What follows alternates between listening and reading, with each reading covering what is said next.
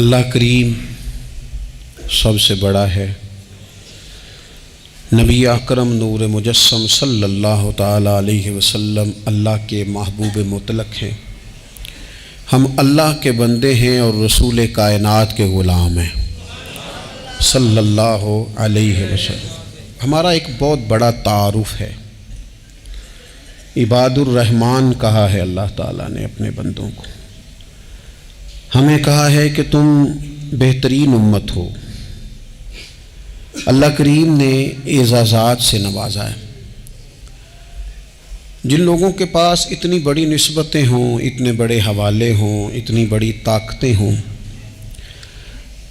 ان کے پاس ظاہری طور پر اگر لوگوں کا جتھا نہ بھی ہو اور ظاہری طور پر اگر مال و اسباب وقتی طور پر نہ بھی ہوں، اقتدار، عہدہ اور بڑے لمبے چوڑے نعرے ان کے پیچھے نہ بھی لگ رہے ہوں، تو یہ بہت بڑا تعارف نہیں کہ اللہ کے بندے ہیں اور رسول کریم کے غلام ہیں؟ اور کیا یہ تعارف جینے کے لیے، زندہ رہنے کے لیے اور گردن اٹھا کر جینے کے لیے بہت بڑا تعارف نہیں؟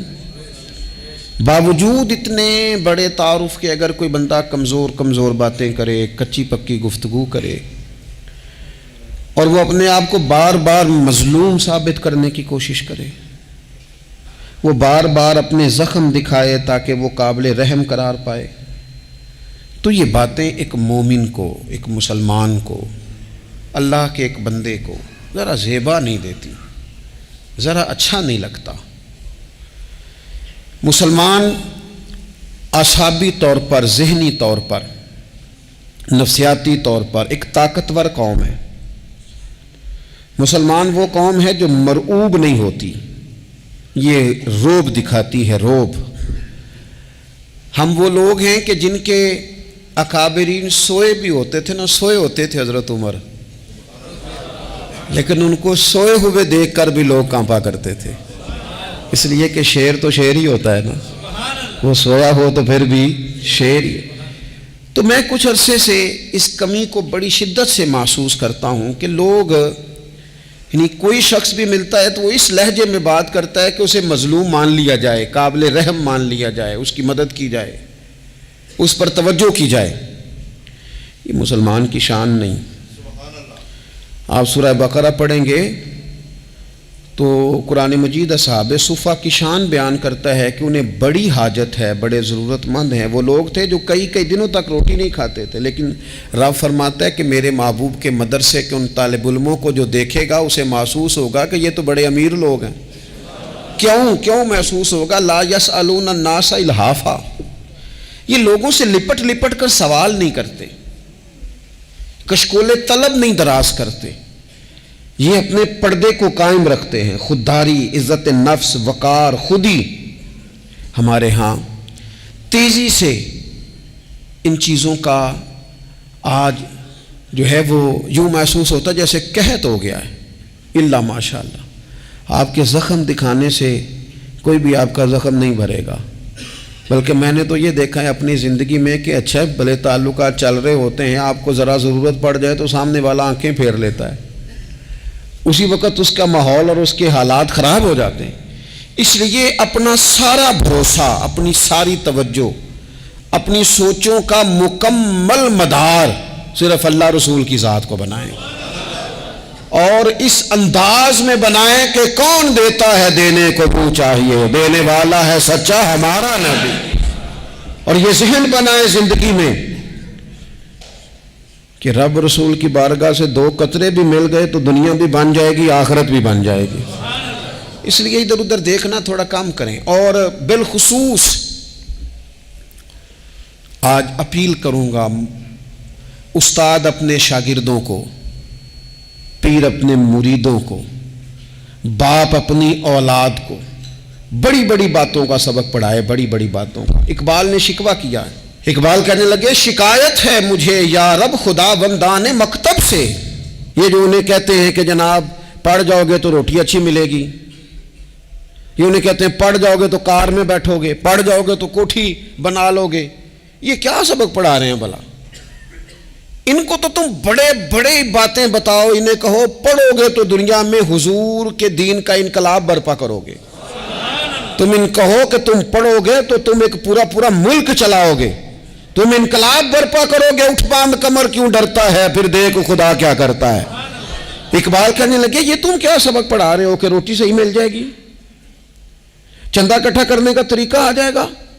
کہنے لگے شکایت ہے مجھے یا رب خدا وندان مکتب سے، سبق شاہی ہے اور بچوں کو دے رہے ہیں خاک بازی کا۔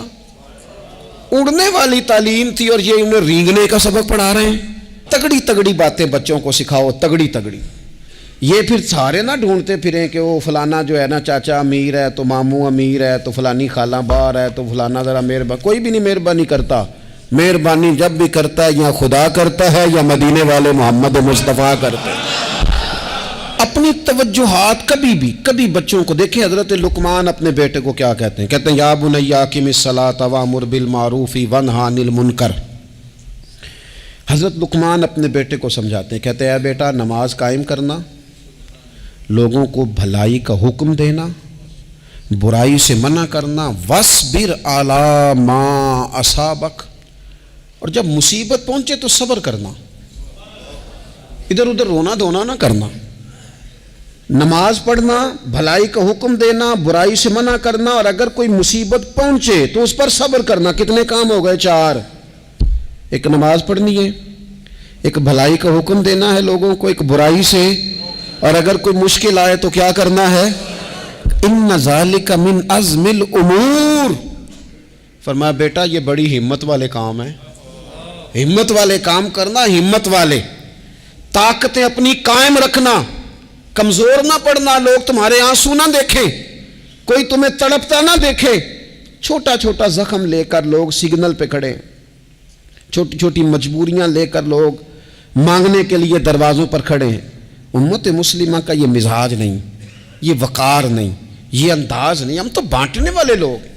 چلیں مشکل آ جاتی ہے، زندگی میں ضروریات پڑ جاتی ہیں، قرضہ صحابہ بھی لے لیا کرتے تھے، لیکن یہ جو لہجے آج ہم نے اختیار کر لیے، کمزور ہو جانا، کچا پڑ جانا، غریبی کا رونا، یہ انداز اہل ایمان کا۔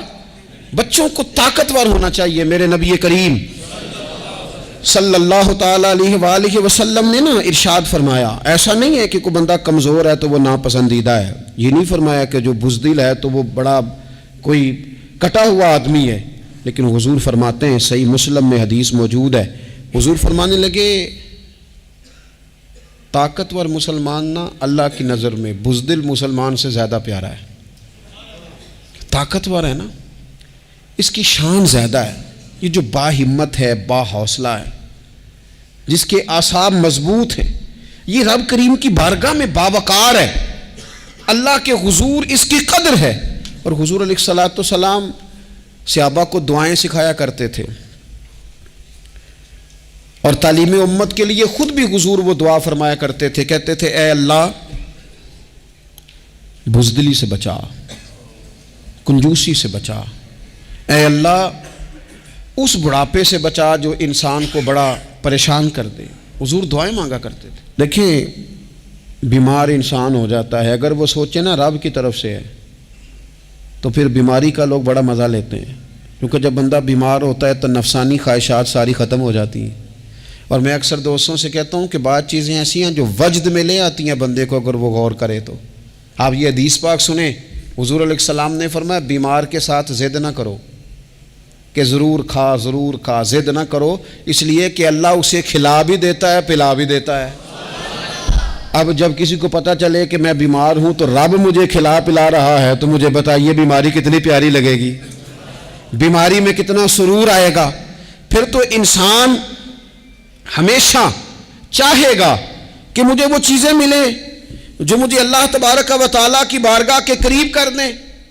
دوسری بات یہ ہے کہ میدان میں جب انسان اترتا ہے نا تو اسے ایک بات اپنے ذہن میں رکھنی چاہیے کہ جیت اور ہار یہ اللہ تعالیٰ کے دست قدرت میں ہے، لیکن جب وہ لڑے تو جیتنے کے لیے لڑے۔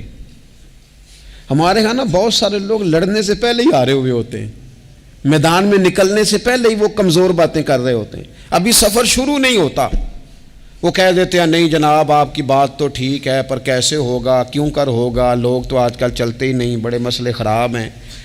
اور پھر کچھ لوگ ایسے ہیں جن کی باتیں سن کر بندے بیک گیئر لگا لیتے ہیں، اور میں نے دیکھا باتیں کرنے والے وہیں رہتے ہیں اور کام کرنے والے کہاں سے کہاں چلے جاتے ہیں۔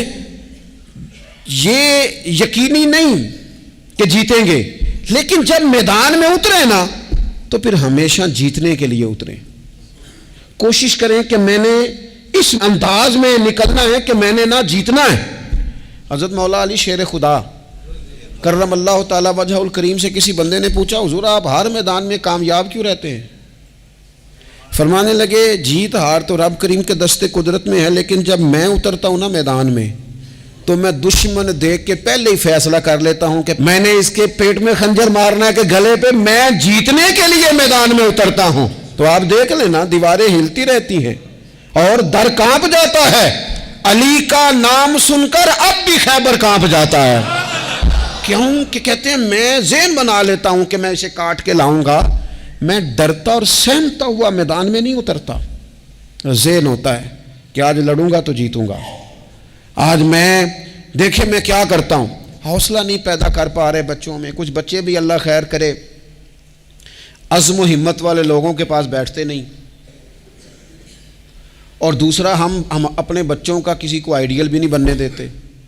بچے کسی کا نام لیتے ہیں تو ہم کہتے ہیں پتر چھاڑ پر آؤ، یہ دور ہی نہیں ہے۔ ہم کوئی ایسا ذوق، کوئی مزاج، کوئی طبیعت پیدا ہی نہیں ہونے دیتے۔ کچھ آنے والی نسل کا مزاج ہے کہ وہ اٹھنا نہیں چاہتی، بیٹھنا نہیں چاہتی، چلنا نہیں چاہتی، وہ چاہتی ہے میں لیٹی رہوں، موبائل میرے ہاتھ میں رہے، باقی سارے کام ریموٹ کنٹرول ہو۔ جب انسان دیکھیں نا، ایک ڈاکٹر صاحب کے پاس ایک دفعہ میں گیا تو ایک مریض کو وہ سمجھا رہے تھے، اسے کہہ رہے تھے کہ تو تھوڑی ورزش بھی کیا کر، تھوڑی ورزش بھی کیا کر، اور ساتھ انہوں نے بڑی اچھی بات کی، کہنے لگے اللہ تعالیٰ نے نا جسم میں جوڑ بنائے ہیں، یہ گھٹنے ہیں، یہ کونیاں ہیں، اللہ نے جوڑ بنائے ہیں، اسی لیے تو بنائے تھے کہ تھوڑی ان کو حرکت بھی دی جائے، لیکن اگر آپ ان جوڑوں کو حرکت ہی نہیں دیں گے تو یہ تو زانگا لود ہو جائیں گے۔ تو کام زندگی میں عزم کے ساتھ، ہمت کے ساتھ، اور سب سے بڑی مضبوطی یہ ہے کہ آپ یہاں سے مضبوط ہوں، آپ اعصابی طور پر مضبوط ہوں۔ یہ جو کمزوری ہے نا، ذہنی کمزوری، میں نہیں پسند کرتا کہ مطلب خواتین بچوں کو اس لیے ڈرائیں کہ بیٹا او ہو بلی آ گئی ہے۔ وہ بلی کیا ہوتی ہے جی؟ لیکن جو خواتین آج بھی بچوں کو بلی سے ڈرائیں گی، اچھا اس کو ڈرا بلی سے رہی ہوتی ہیں اور ساتھ کہہ رہی ہوتی ہیں ماما کا شیر، جی آپ کا شیر بلی سے ڈرتا ہے، یہ اماں کا شیر بلی سے ڈر رہا ہے، آپ نے اس سے بلی سے ڈرا دیا اور نام شیر رکھ دیا ہے۔ یہ کیسا شیر ہے کہ جو بلی آتی ہے تو بھاگ جاتا ہے؟ یہ ماحول مطلب متضاد ہے۔ یہ کاکروچ دیکھ کر چیخیں مارنا نا، یہ برگر فیملی ہونے کی علامت ہے۔ چھپکلی دیکھ کر نا چیخیں مارنا، یہ امیر گھروں کی علامت ہے، پڑھے لکھے لوگوں کی علامت۔ یہ کیا مذاق ہے؟ جو قوم چھپکلی سے ڈرتی ہے، کاکروچ سے ڈرتی ہے، اور جو لوگ کہتے ہیں ہو یہ جناب یہ تو اندر میرے وہ آ گیا ٹوکا تو یہ کھا جائے گا، تو یہ قوم انقلاب برپا کرے گی، یہ میدانوں میں نکلے گی۔ بڑے خوبصورت انداز میں ویڈیو بنا کے تو اس کو شیئر کیا جاتا ہے کہ وہ جی قربانی والے دن بکرا ذبح ہو رہا تھا تو بچہ رو پڑا۔ کیا بات کرتے ہیں آپ؟ یہ جہاد کرے گا بچہ کل کو جو بکرے ذبح ہونے پہ روتا ہے؟ اعصابی مضبوطی ذہنی طور پر مضبوط کب ہوتی ہے؟ جب انسان اخلاقاً مضبوط ہوتا ہے، اس کی طبیعت وزادار ہوتی ہے، اس کا مزاج اسے مضبوط کرتا ہے۔ آپ ایک حدیث دیکھیں، ترمذی میں موجود ہے، حضور علیہ السلام نے فرمایا جب اللہ تعالیٰ نے زمین کو پیدا کیا تو زمین ہلنے لگی، تو اللہ نے پہاڑوں کو میخیں بنا کر، قلعے بنا کر زمین میں لگا دیا تو زمین ٹھہر گئی۔ فرشتے فوراً عرض گزار ہوئے کہ مالک تیری سب سے طاقتور مخلوق یہ پہاڑ ہیں؟ فرمایا نہیں، لوہا جو ہے نا وہ پہاڑوں سے بھی طاقتور ہے، کیونکہ لوہا پہاڑ کو کاٹ دیتا ہے۔ یا اللہ پھر لوہا سب سے طاقتور ہے؟ فرمایا نہیں، آگ اس سے بھی طاقتور ہے۔ کیا آگ سب سے طاقتور ہے؟ تو فرمایا نہیں، پانی بھی ہے۔ کیا پانی طاقتور ہے؟ فرمایا ہوا بھی ہے، جو پانی کا رخ پھیر دیتی ہے۔ مسلمانوں خدا را اس سے بڑا ذوق نہیں ملے گا۔ میں طاقتور ہونے کا طریقہ بتا رہا ہوں۔ ہمارے ہاں لوگ سمجھتے ہیں کہ میں بولتا زیادہ ہوں اس لیے میں طاقتور ہوں، میرے پاس اسلحہ زیادہ اس لیے میں یہ دیکھو حضور نے بتایا طاقتور کون ہوتا ہے۔ یا رسول اللہ پتھر پہاڑ طاقتور ہیں؟ تو فرمایا نہیں، ان پر تو لوہا ہے، لوہا طاقتور ہے، نہیں اس پر تو آگ ہے، آگ طاقتور ہے، نہیں اس پر تو پانی ہے، پانی طاقتور، اس پر تو ہوا ہے۔ تو حضور پھر مہربانی کریں بتائیں طاقتور کون ہے؟ تو یہ دیکھو نا، یہ یاد رکھو نا، یہ کائنات کے سب سے بڑے حکمت والے محبوب کی بات یاد رکھو نا۔ حضور فرمانے لگے سب سے زیادہ طاقتور وہ مومن ہے جو سیدھے ہاتھ سے صدقہ دیتا ہے اور دوسرے کو پتہ بھی نہیں لگنے دیتا۔ اس ہاتھ سے صدقہ دیا اور اس ہاتھ کو پتہ، جس میں یہ اخلاقی طاقت آ جائے نا کہ اللہ کے راستے میں دیکھ کر پھر اسے چھپانا آ جائے، وہ بڑا طاقتور آدمی ہے۔ وہ میں یہ سب سے بڑا طاقتور ہے جس نے اپنے رب سے راز نیاز شروع کر لیے، اللہ کے راستے میں دیتا ہے پھر کسی کو خبر۔ یہ کون سی طاقت ہے؟ یہ روحانی طاقت ہے، یہ اخلاقی طاقت ہے، یہ کردار کی طاقت، یہ سوچوں کی طاقت ہے، یہ آپ کے مزاج کے بلند ہونے کی طاقت ہے۔ لیکن اگر مسجد میں ٹائلیں لگوا کر بھی ایک ٹائل پہ نام لکھوا لیا ہے، اگر کہیں تعاون کر کے بھی کہا میرا ذکر کرو، کوئی خدمت کر کے کہا میرا نام لو، پھر آپ کمزور ہیں، پھر آپ طاقتور نہیں ہیں، پھر آپ نے بزدلوں جیسا کام کیا، پھر آپ نے وہ رنگ اختیار کیا ہے جو شاید آپ کو ذہنی طور پر بڑی کوفت میں مبتلا کر دے۔ تو اعصابی طاقت، اعصابی قوت، آپ دیکھیں حضرت صدیق اکبر رضی اللہ تعالیٰ عنہ، حضور نے تربیت کی تھی نا، میں ذمہ داری سے کہتا ہوں کہ تعصب کی اینک نہ کسی نے پہنی ہو، ورنہ کائنات میں عشق کی داستان ختم ہو جاتی ہے جناب صدیق اکبر پر۔ جو پیار انہوں نے مدینے والے محبوب سے کیا ہے کوئی کر ہی نہیں سکتا۔ اور ہر وقت کی جدائی، ہر وقت کی، یعنی بیٹھے بیٹھے نا حضور کے وصال کے بعد بیٹھے بیٹھے حضرت صدیق اکبر اٹھ کے نا تو ایک رستے پہ چلنا شروع ہو گئے۔ کسی نے پوچھا ابو بکر کہاں جا رہے ہو؟ کہنے لگے یار ایک دن نا محبوب 2-3 دن کے لیے کہیں گئے تھے، اس رستے واپس آئے تھے، جنہاں دے دل پر جانی وچھڑن کون روے پھر تھوڑا، یہ سب روگاں دا روگ محمد جس دا نام وچھوڑا۔ پریشان ہوں تو دل کر رہا ہے پتہ نہیں یہاں سے آ نہ جائیں۔ اتنا زیادہ محبوب کی غلامی اور نبی پاک کی محبت کا ذوق، لیکن اعصابی طور پر مضبوط کتنے تھے؟ حضور کے وصال کے بعد جس بندے نے اپنے پروں کے نیچے پوری امت کو سنبھال لیا ہے نا، اس کا نام بھی ابو بکر صدیق ہی ہے۔ ایسے ایسے سنبھال لیا، سب کو سنبھال، دکھ سب سے زیادہ لیکن سنبھالا۔ کوئی زکوٰۃ کا منکر پیدا ہو رہا ہے، کوئی ختم نبوت پہ حملہ کر رہا ہے، کوئی کچھ ہو رہا ہے، کوئی کچھ ہو رہا ہے، ابو بکر صدیق نے فرمایا سارے لشکر روانہ کرو، جہاں جہاں حضور نے فرمایا تھا جہاد کرو، فرمایا جو ایک رسی بھی زکوٰۃ کی نہیں دے گا وصول کریں گے۔ لوگوں نے کہا حضور حالات بڑے اور طرح کے ہیں، کیسے کام چلے گا؟ حضرت عمر جیسے دلیر بندے بھی کہنے لگے جناب یہ نظام کیسے چلے گا؟ تو ابو بکر صدیق فرمانے لگے عمر تجھے تیری ماں روئے، تو بڑے مضبوط مزاج کا تھا، یہ مجھے کیا پیغام دے رہا ہے؟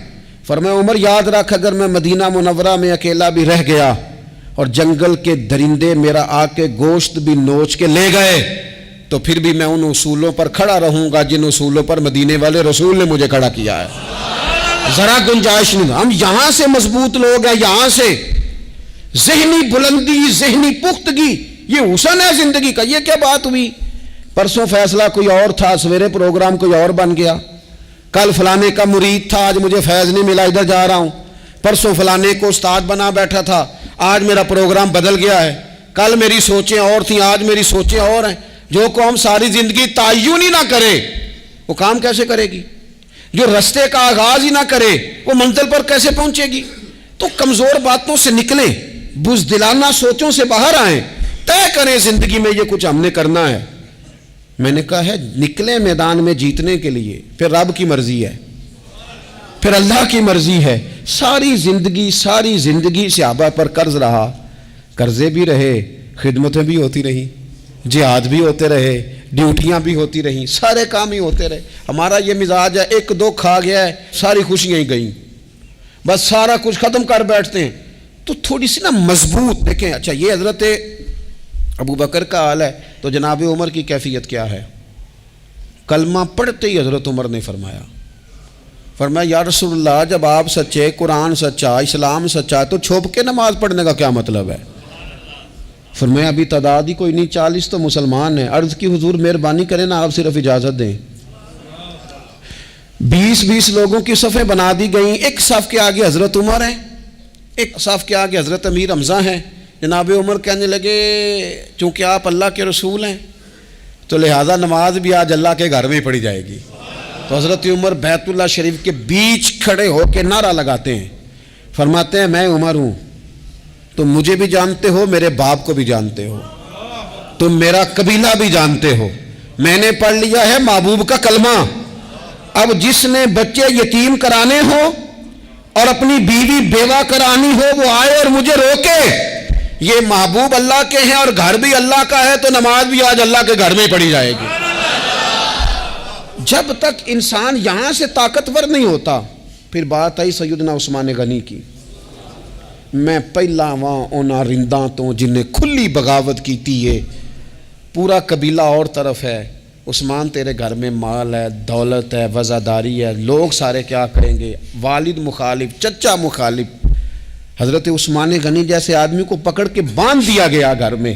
پر عثمان غنی کہنے لگے میں ان بزدلوں میں سے نہیں ہوں جو محبت بھی کریں اور اظہار بھی نہ کر سکیں, جو دعویٰ بھی کریں اور پھر ان کے اندر طاقت اظہار بھی نہ ہو. فرمایا تم جتنا باندھ سکتے ہو باندھ لو, تم اپنی دولتیں, حکومتیں اور اپنا جاہ و جلال سنبھال کے رکھو, ہم نے تو غلامی کا فیصلہ کر لیا ہے. اور پھر کی غلامی انہوں نے. اور جہاں تک بات ہے شیر خدا حضرت علی المرتضیٰ کی, حضرت علی المرتضیٰ شیر خدا کا تو یہ حال تھا کہ ساری زندگی میدان میں رہے. ایک دن حضور نے صرف فرمایا کہ آج آپ کو نہیں لے کے جانا, آپ تھوڑا نا میرے نائب بن کر, حضور کسی نہ کسی کو نائب بنا کے مدینے میں چھوڑ کے جائے. ایک دن صرف کہا نہیں لے کے جانا. تو حضرت مولا علی رونے لگے, کہنے لگے حضور میں بچوں کے بیچ رہوں, عورتوں کے بیچ رہوں, میری تلوار کو زنگ لگ جائے گا. حضور مجھے تو گھوڑے پہ بیٹھنا پسند ہے. اچھا میں آپ کو ایک اور بات بھی عرض کروں, پہلے بھی میں نے کہا تھا پھر کہتا ہوں, کچھ لوگ پڑھے لکھے ہوتے ہیں بہادر نہیں ہوتے. حضرت علی کے علم کا بھی کمال عروج پہ اور بہادری بھی پورے عروج پہ. زندگی نا بہادر لوگوں کی ہوتی ہے. یہ شہاب الدین غوری لیٹے ہیں یہاں سوابا میں, تو کسی نے پوچھا ان سے کہ یار آپ کہاں رہتے ہیں؟ کہنے لگے میں گھوڑے کی پشت پہ ہوتا ہوں, ہمارے بچے بڑی سونی فوٹو بناتے ہیں. ان سے پوچھیں آج کل آپ کیا کرتے ہیں, تو کہتے ہیں موبائل چلاتے ہیں. آپ کیا کرتے ہیں؟ فوٹو کھینچتے ہیں. آپ کیا کرتے ہیں؟ کہتے ہیں وہ نا مجھے ایسا عجیب مسئلہ ہے موبائل کا کہ بچوں کی نا مطلب میں کئی دفعہ سوچتا ہوں کہ اگر انہیں کچھ 4 گھنٹے موبائل سے علیحدہ رہنا پڑا نا تو ہو سکتا ہے کہ ان کو ڈاکٹر کو بھی دکھانا پڑ جائے, اتنی کو بری حالت ہو گئی. مجھے ڈھیر سارے دوست کہتے ہیں جی آپ ٹیلی فون پہ ملتے نہیں. میں نے کہا میں پہلے ملا کرتا تھا جب تک لوگوں کی جیب میں موبائل تھا, جب سے لوگوں نے ہاتھ میں پکڑ لیا نا تو پھر تو ایک دن میں 100 نمبر ملتا ہے, تو پھر آپ کیسے موبائل پہ رہیں گے؟ پھر تو ایک ہی کام ہے, یا فون سنیں گے یا کوئی اور کام کریں گے. تو تھوڑی سی ہمت والی زندگی گزاریں. بزدلانہ باتیں, کمزور باتیں ہمارے بچوں کو بھی کمزور کر دیں گی. یہ کچھ نہیں کر سکیں گے. حضرت سیدنا عبداللہ بن زبیر رضی اللہ تعالیٰ عنہ, یہ مدینہ منورہ میں پیدا ہونے والے سب سے پہلے بچے ہیں. حضرت سیدنا ابو بکر صدیق رضی اللہ تعالیٰ عنہ کے نواسے ہیں, حضور کے پھپھو جناب صفیہ کے پوتے ہیں, اور عشرہ مبشرہ صحابی حضرت زبیر بن عوام ان کے بیٹے ہیں. شروع سے ہی بڑے بہادر تھے. ایک دن کچھ بچے گلی میں کھیل رہے تھے تو ایک شخص نے آ کے نا چیخ ماری, ڈرایا, سارے بچے بھاگ گئے. جناب عبداللہ ابن زبیر کہنے لگے کیوں بھاگتے ہو, اب چیخوں سے بھی ڈرو گے؟ واپس آؤ سارے, میں تمہارا امیر ہوں, آؤ ذرا اس پر حملہ کریں. ہم سارے بھاگے اور یہ اکیلا کھڑا رہے. اس پر حملہ کیا, وہ ڈرانے والا خود ڈر کے بھاگ گیا. تھوڑا سا نا مزاج, ذہن, طبیعت دیکھیں نا, بدتمیزی اور چیز کا نام ہے لیکن گفتگو کا مضبوط ہونا یہ اور چیز کا نام ہے. بچوں کو جب پوری طرح یہاں تو ہم ان کو اس قدر زیادہ کمروں میں بند رکھتے ہیں کہ جب وہ نکلتے ہیں باغی ہو جاتے ہیں. یہاں پھر یہ ہوتا ہے کہ ان کے اندر جو صلاحیتیں ہوتی ہیں وہ پوری طرح دب جاتی ہیں. وہ جو کیفیات ہوتی ہیں جو ایک مردانہ وصف میں ہونی چاہیے ان کے اندر موجود نہیں ہوتی. اقبال کہتے ہیں آئین جواں مرداں حق گوئی و بے باکی، اللہ کے شیروں کو آتی نہیں روباہی.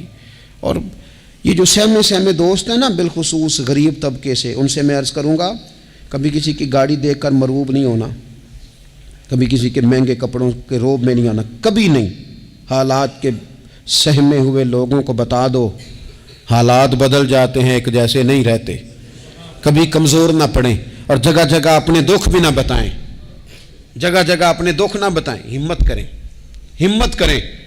وہ ایک شاعر نے کہا تھا کہ با ہمت لوگ کبھی ہارا نہیں کرتے، یا وہ جیت جاتے ہیں یا کچھ سیکھ جاتے ہیں. وہ نا میدانوں میں رہتے ہیں. کمزور نہ پڑیں.